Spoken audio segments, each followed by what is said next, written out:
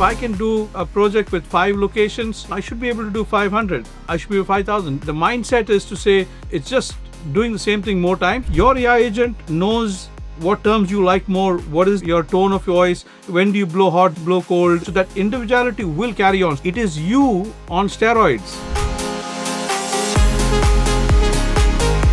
Today we are exploring the shift towards the autonomous enterprise. In 2026, staying competitive means moving beyond simple automation to intelligent agents that can manage global supply chains and business operations independently. You have to get started now, get your feet wet, understand stuff before you go and invest big amount of money. So you can do whatever you want to do in a smaller way and do a proof of concept.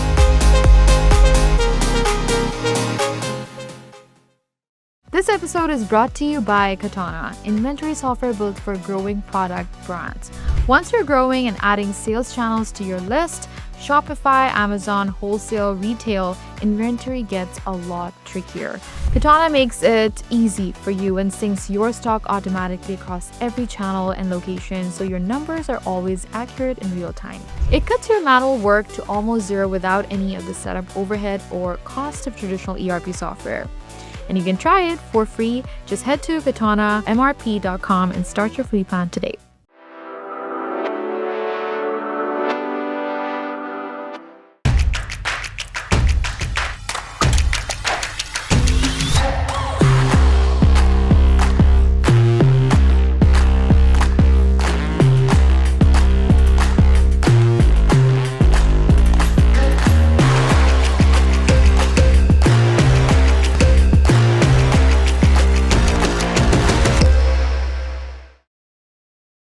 Hello everyone, this is Kripa Anand and welcome to the Canadian SME Small Business Podcast.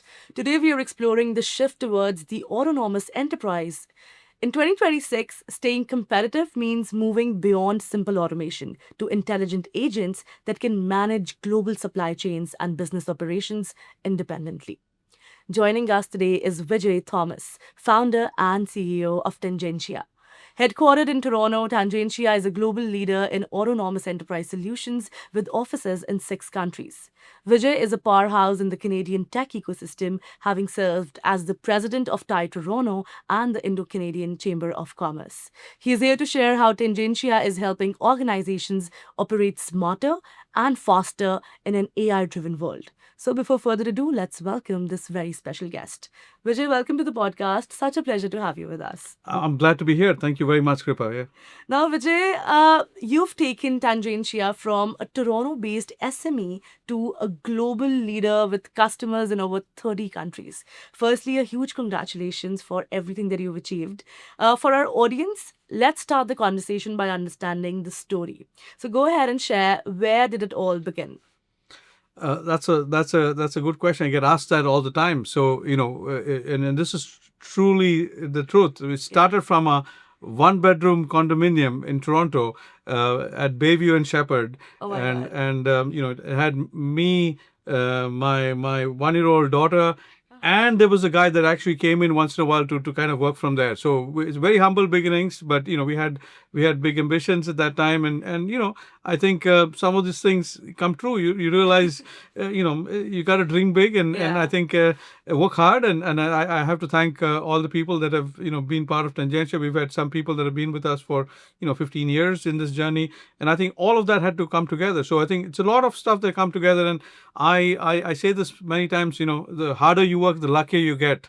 So luck does play a part. I mean, there's you can call it luck, divine intervention, whatever it is. But there's some things. But the other way of looking at it is you do more, you have more shots at the shoot your puck at the net, or you shoot your ball at the goal. I mean, whatever you want to take the analogy. But the more times you do it, the chances of you hitting increase. So that's what we did.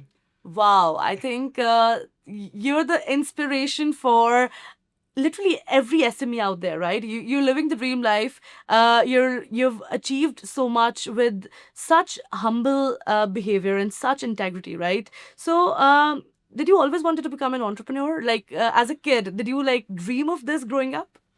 I mean, I did. I mean, I grew up in a very non-entrepreneurial, home, right? My dad used to work for the Indian government. My mother was a school teacher, so we're very far away from, being an entrepreneurial family. But for some reason, I got kind of, Interested in this. interested. Yeah. In the early 90s, growing up in India, there was a guy called Harshad Mehta. Like, he was a guy that started investing in stock market. He was the big guy. Like, and I somehow, would read the newspaper, and I was like, hey, what the hell is this stuff, right? There's Yeah. the stock market, and I would go and ask my dad, hey, have you ever considered investing in stock market? And one day he said, you know what, enough of troubling me. Here's like 10,000 rupees. Go and do what you want to do, right? Wow. And then I tried a bunch of things, and and it kind of worked out. And then I convinced some neighbors to put money. So so that was the start of my entrepreneurial kind of ambition. Wow. And then one thing led to another. Yeah. Beautiful. I think scaling globally from a Canadian base requires a unique blend of technical excellence and relentless commitment to international expansion. On that note, Vijay, let's explore executing large scale e commerce projects across thousands of locations. So, how exactly did you manage a large scale out, over 8,000 locations? So, how did you make it happen operationally and also from a mindset perspective? Yeah. So I think one thing, as I said, things in my I had a period where I actually worked for a large Indian IT company, and at that time I was in the supply chain e-commerce space. So I did get some exposure to this, and over the period, you kind of looked at how things get done. We ended up, doing some smaller projects that are, sometimes you look at it and you say, you know what, this, if I can do, a project with 5 locations, Yeah. I should be able to do 500. I should be 5,000, 10,000, right? So I think, the mindset is to say, it's just doing the same thing more times. It's Yeah. bigger. It may be a little more complicated, but if you've done the same thing, now it's just doing it bigger. I think moment you kind of say you can do it, you can do it, right? So I gave this example, and when you said the 8,000, I think you're referring to the project where we did in Ontario. You can now buy beer and cider in convenience stores, Yeah. right? So that was 8,000 stores. And we were able to pull that off, just Wow. because we kind of had done bits and pieces of it. We had also already done the grocery store stuff, so we understood we can expand. And then sometimes it's like a war effort, right? You bring people to the table. You like, hey, drop everything. We want to do this, right? Yeah. So it's all hands on deck. And I think so. With that mindset, I think you can get a lot done. So it's there's two ways looking at. Sometimes the all hands on deck means, people tell me, hey, that means you don't have a process. I'm like, no, no, no. That means we want to get this done. Yeah. So I think Sometimes it's just as simple as that, as simple as right? that. It's just Yeah. like, what, we're going to get this done, and we'll find the people. Okay, we don't have this. We're going to scour and one thing we truly believe at Tangentia is, and I'm going to say this, is geography is now history.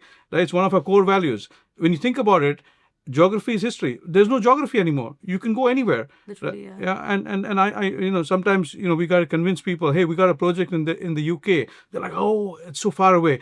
And then, I have a sales guy that I one day he was convincing one of these guys to go to this project. Yeah. And he said, no, it's only a few hours off Newfoundland, right? So so it's all perspective. It's all perspective. So which is true. It's a few more hours east is the UK, right? So I think it all depends on how you look at the world.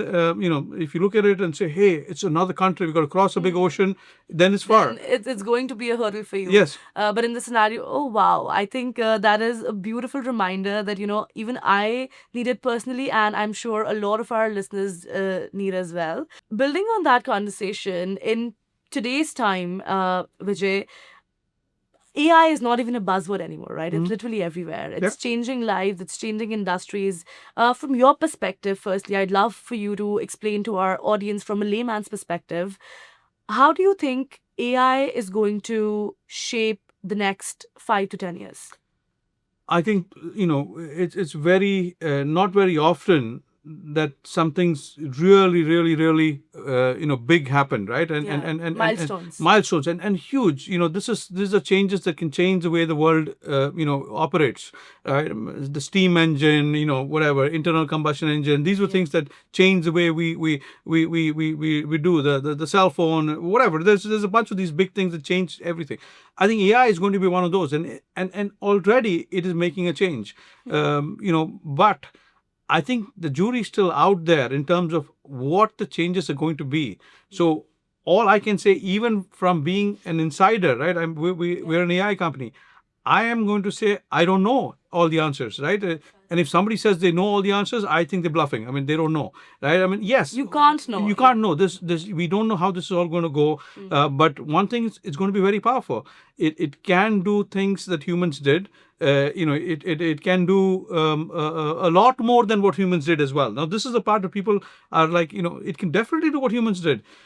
ChatGPT 5.2, I think it's even higher now. 5.2 itself was at a level of PhD Yeah. in every subject. Right. Let that sink in every subject.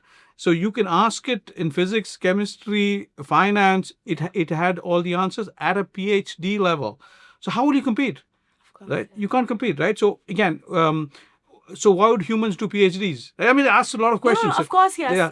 So I mean, I don't know all the answers, but yes, we still need humans because we need to kind of push this thing a little bit more, right? I mean, we need to kind of see where we want to take research, where do we want to take some of these things, which at some point they said if AI becomes sentient and start thinking on its own, it can then come up with some of these things. So we're not entirely there yet, but that could be something in the space at which this is going. It could happen quickly. But where do people, where does companies and again SMEs, what do you need to do, right? I think you're going to be consumers of AI, right? You're going to be consumers of AI. So I think keep your minds open. Try out AI.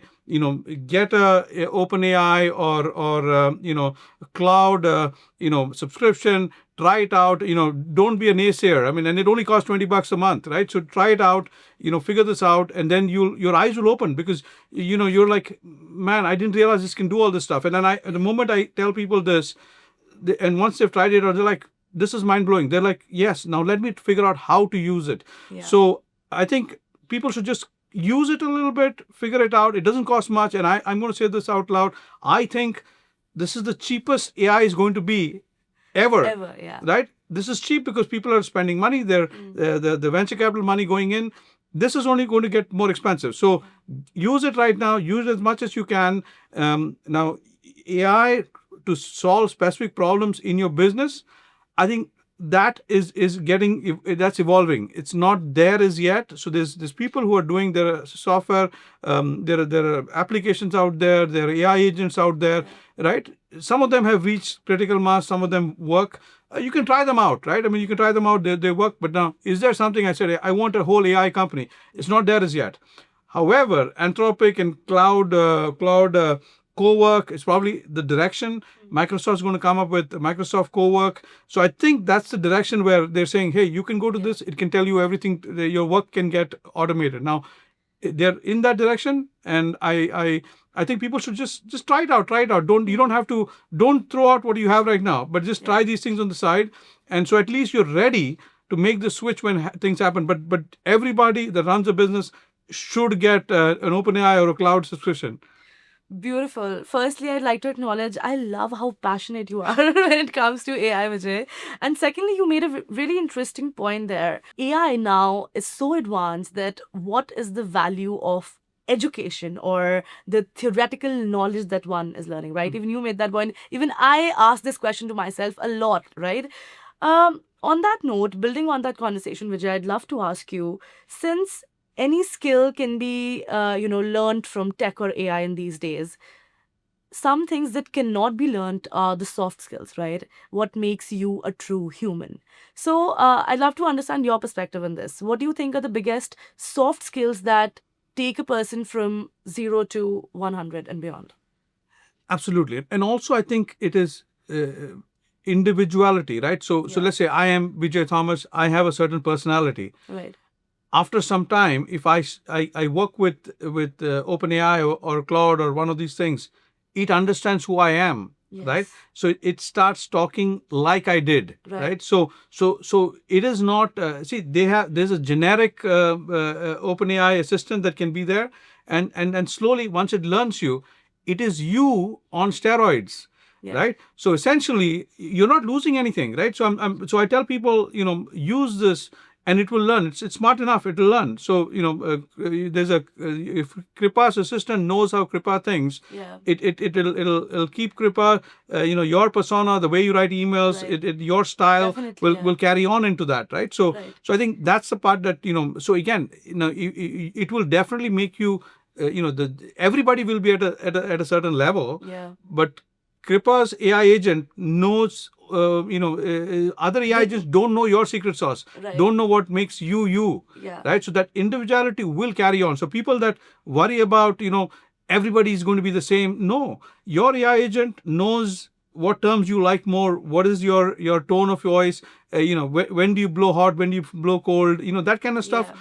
Can't be so yes, if you put this in a public domain and somebody teaches somebody else, this is also where people are saying it can be used negatively. Yeah. Somebody gets it to look at all your podcasts and says, learn this, right? And there's a Kripa 2 now. Of course, yeah. So those are all, every technology has downsides, right? I mean, hey, if there was no car, there would be no car accidents. But you know what? Hey, Yeah. that's not the Of course, yeah. the thing that. So I think the skills that we need to find. I mean, your skills that you have are important. The generic skills, all these things are important. But how do you use it, right? Is where I think the humans are still going to be key. And how do you win? If everybody has OpenAI and the same thing, how do you win? The guy who's using it the best. Exactly. The The guy who- operational excellence. Excellence, exactly. And the person who says, my bot can do this differently, right? Now, The USP, the USP. unique selling point of that yes, particular. yes. Wow, I'm loving this conversation. This is a very nice simulation for brain as well, because when you talk about AI, it is not limited to one layer of conversation, right? It's such a layered conversation to the enterprise leaders and founders watching. In 2026, doing it manually is no longer an option if you want to scale. Build an autonomous enterprise today so you can focus on strategy while Eddie and your new HR and sales agents focus on execution.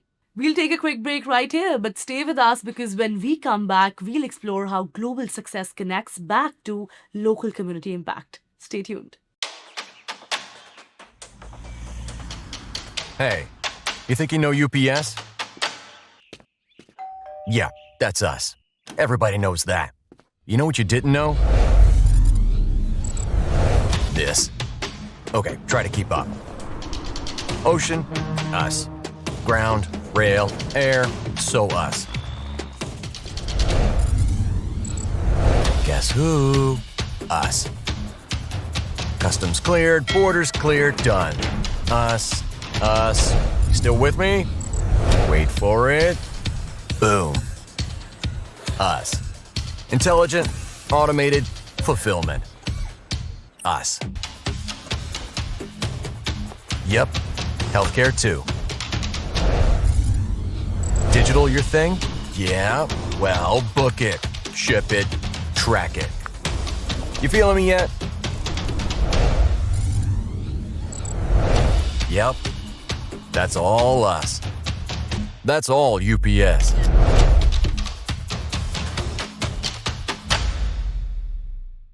Welcome back to the Canadian SME Small Business Podcast. Let's dive into how community leadership plays a key role in building a stronger business ecosystem. When we talk about the Canadian ecosystem or any business ecosystem for that matter, what do you think is the importance of community in that? Specifically for our SMB audience, I'd love for you to explain your personal experience as well. How has your community involvement shaped your support for SMEs? Yeah, I think, one is at the lowest level, just interacting with people, birds of the same feather kind of thing, right? Yeah. You kind of say, hey, at any, it also makes you think, especially coming from a non-entrepreneurial kind of background. I'm the first time entrepreneur in my family. I had to look up to people, right? I mean, I had to look up to people who said, hey, this is possible, and probably you got to just hang in there. You have bad days, you have good days, so that kind of stuff. I think the other part is community. I think also gives you ideas, like what are other people doing, right? You have your ear to the ground. You have ear to the ground in terms of customers, ear to the ground ideas. What are people doing, right? How do you get trends going on? Yeah. I think that's pretty good. And also I think it is support, right? Some of these community places, even if at the end of whatever the community event is, if you go and grab a few beers, you make a few friends. Of course, I think that's key. I mean, and that's not something that people it's not a very direct correlation. And some of these things, I think the ROI, people tell me, what is the ROI of attending an event like this, right? I don't think there's an ROI, a direct ROI. And sometimes I do a bunch of things that I think don't give me direct ROI, but I think it makes me feel good. I give to the community. I think I have skills that other people can gain from as well. Right. Some of it is also you can call it karma, whatever. I mean, it is, and I think you get different perspectives. You also you can't just be mechanical and do things only based on ROI, right? So I think and open it out there, and there are benefits that will come in, and I think in Canada, I've been able to influence a bunch of people to say, go, and especially people. I was a new immigrant, and there's a lot of immigrants.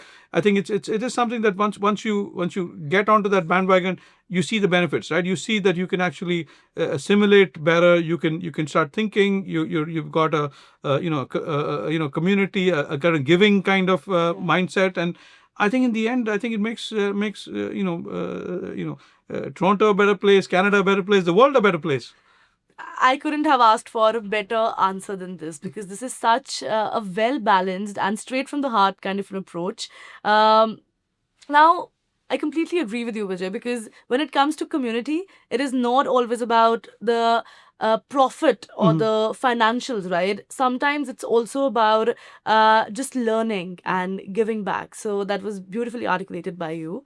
Now, moving ahead, you mentioned immigrant founders, right? So I'd love for you to use this opportunity to educate our audience on how are you helping immigrant founders succeed through Tangentia Ventures.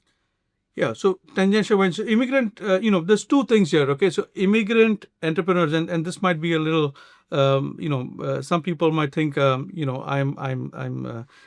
controversial, but I would say immigrant entrepreneurs, there's two ways to it, okay? There's good and bad. Right. I think immigrant entrepreneurs, the positive is, right, they're immigrants. Yeah. So they're hungry, right? So that hunger is a big plus. Right, so you have to you have something to prove, right? So I think that's a drive that they have to keep. That's a big drive, right? Of course, yeah. So that's a big drive. Now, what's the downside? You're an immigrant, so you're new, right? So you got to do some of the other things, right? So how do you keep that immigrant work culture, right? You work very hard, right? You outwork everybody else, right? And on the other side, you've got to kind of the downside maybe get to you got to fill your negatives, right? Keep your positives going, don't lose your positive, but make sure that you and there's lots of in Canada, especially in Toronto, every level of government has some kind of entrepreneurial thing. Use those things, right? I mean, today, even you can get a loan of up to 250,000 from any bank. There's a small business loan, which is also you're only personally liable for only a small portion of it. I don't know if everybody knows about that, but it is quite easy to get. So you only need a business plan and go and do it. Now.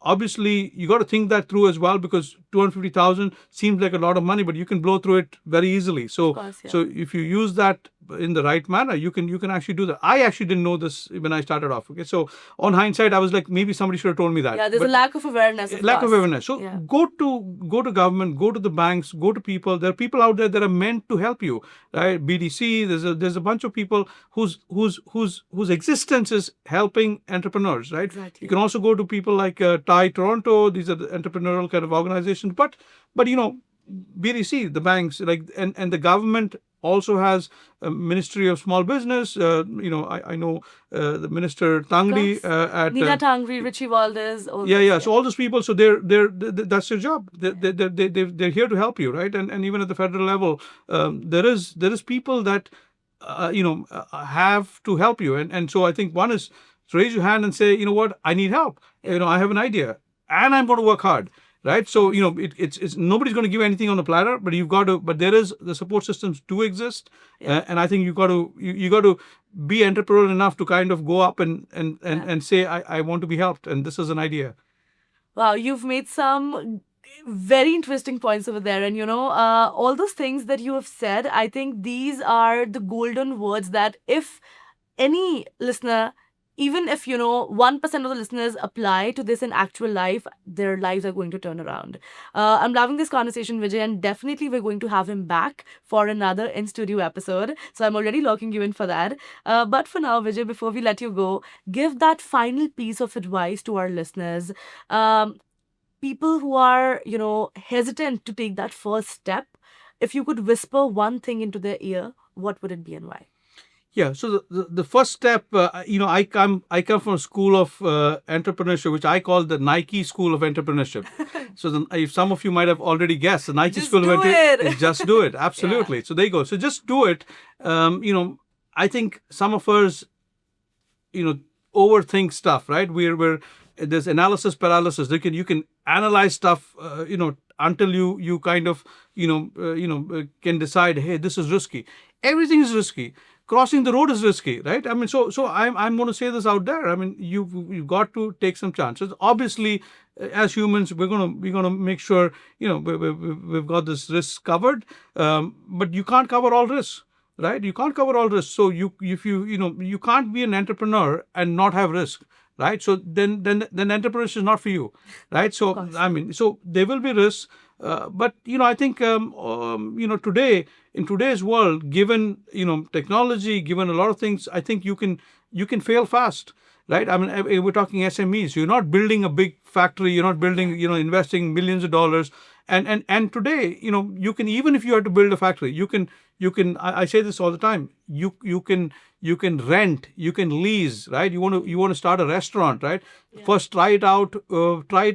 You lease a space in a restaurant, right? Yeah. You get only 2 burners and start making stuff and see if it works. Right. Do a takeout stuff, right? Hey, if so you can test the waters, right? This is we live in a period of time in history where I think there's so much stuff that's happening. There's technology. There's all these ways that you can use it, and there's businesses that are open to doing this, right? There's cloud kitchens, right? I mean, again, whatever business you want to run, a logistics business. There's people who rent cars now. You don't have to buy cars, right? So I think there's stuff that you can do. But you have to get started now. You get your feet wet, understand stuff before you go and invest big amount of money. So you can do whatever you want to do in a smaller way, and do a proof of concept, do a pilot, and then expand. A great reminder that the world is much smaller, than it looks when you have the right vision, the right team, and the right intent. That was Vijay Thomas for you guys. Thank you so much, Vijay. It was such a pleasure having you on the show. Pleasure was all mine. It was great to be here. All right, that was Vijay Thomas from Tangentia, a masterclass in building a global autonomous enterprise, executing massive scale projects and leading with a community first mindset. Thank you so much for tuning in to the Canadian SME Small Business Podcast. Be sure to subscribe and visit CanadianSME.ca for more resources. To learn more about how we are supporting the ecosystem, please visit the Canadian SME Small Business Foundation at smbfoundation.ca. A special thank you to our partners, UPS and ADP, our HR partner, for their ongoing commitment to empowering small businesses across Canada. I'll see you in the next episode. Kripa Anand signing off.